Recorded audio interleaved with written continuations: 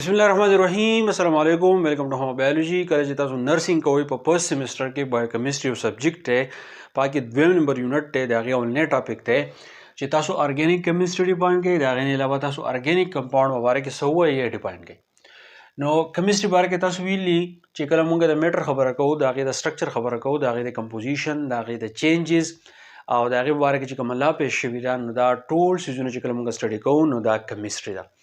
بیا د دې کیمستري مینلی دوه برانچز دي یو د ارګینیک کیمستري بل د ان ارګینیک کیمستري. د ارګینیک کیمستري دا به تاسو په اف اس سی کې د هغې نه په میټرک کې د دې په باره کې به تاسو خامخا چې دی هغه څه ویلي چې ارګینیک کیمستري څه ته وایي. نو څه یې کوئ چې برانچ اف کیمستري دیټ فوکس آن سټډي اف کمپاونډز. د کیمستري یو برانچ دی لکه څنګه چې ما تاسو ته ووایي چې د کیمستري مینلی دوه برانچز دي ارګینیک کیمستري ان ارګینیک کیمستري. په دې ارګینیک کیمستري کې فوکس په څه باندې کیږي په کمپاونډز باندې کیږي. خو کوم کمپاونډز پرایمریلی کمپوزډ اف کاربن اینڈ هایدروجن. لکه فرض کړه زه یو کمپاونډ خبره کوم د H2O لکه زما سره واټر دی مرکب دی هغې ته موږ کمپاونډ وایو. کمپاونډز معنا د مرکبات. دا خو ما اگزامپل درکو د H2O. خو هغه کمپاوند چې هغه د دوو ایلیمنټس د کمبینیشن نه جوړیږي یو زما سره کاربن دی بل زما سره هایدروجن دی. نو کم کمپاوند چې هغه د کاربن او د هایدروجن نه جوړي نو هغه کمپاوند ته زویم ارګینیک کمپاوند. نو په ارګینیک کیمستري کې مونږ د هغه کمپاوند خبره کوو چې کم کمپاوند چې دی هغه د کاربن او د هایدروجن نه چې دی جوړي نو دا زما سره سره د ارګینیک کیمستري ده. خو د دې ارګینیک کمپاوند کې د کاربن او د هایدروجن علاوه د دې سره نور ایلیمنټس چې دی هغه هم شامل دي. کله ناکله د دې سره چې دی اکسیجن ني کله ورسره سلفري کله نایټروجني او د دې دریو نه علاوه نور دنیا شي ایلیمنټس دي چې هغه د کاربن او د هایدروجن سره په کمبینیشن کې راځي او مختلف کمپاوند چې دی هغه جوړي. بل به دا خبره ده چې په دې ارګینیک کیمستري کې مونږ د ارګینیک کمپاوند سټرکچر خبره کوو. لکه فرض کړه چې کاربوهایډریټ اوس کاربوهایډریټ چې دی زما سره د نیوټریشن یو قسم دی په خوراکونو کې موږ ته میلاویږي.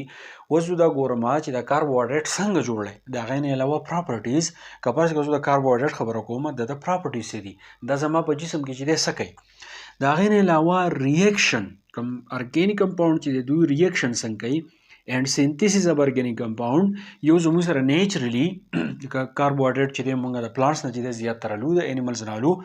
خو بیا د دې سینتھیسس په کومه طریقه باندې کیږي یا دا مین میډ مطلب دا دی چې دا څنګه تیاریږي دا ارګینیک کمپاوند. بل د ارګینیک کمپاوند چې دی دا یو څو شیزونه جوړوي چې هغه زموږ په روزمره ژوند کې چې دی ډېر اهمي.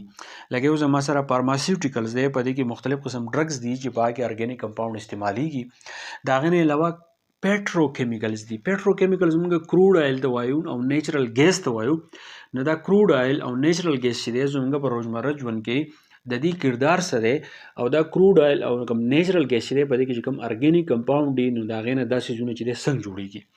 بیا زما سره اګریکلچر دی مونږ د انسیکټ د مړه کولو لپاره واړه واړه انیملز د مړه کولو لپاره مونږ انسیکټیسایډ او پیسټیسایډ چې دی هغه مونږ چې دی استعمالو هربیسایډ چې دی هغه استعمالو. نو په هغه څیزونو کې هم زما سره ارګینیک کمپاوند استعمالیږي نو په اګریکلچر کې دا هیلپ ورکوي او د هغې نه علاوه میډیکل ساینس کې د دې څه رول دی.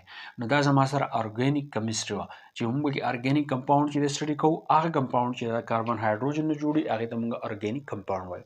اوس ارګینیک کمپاوند زموږ سره اصل کې څه دی مثالونه ما راغستي دي. یو زما سره میتین دی CH4 فارموله ده د هغې نه علاوه زما سره کاربوهایډریټ دی او بل زما سره امینو اسید دی چې کله راغونډېږي پروټین جوړوي دا امینو اسید.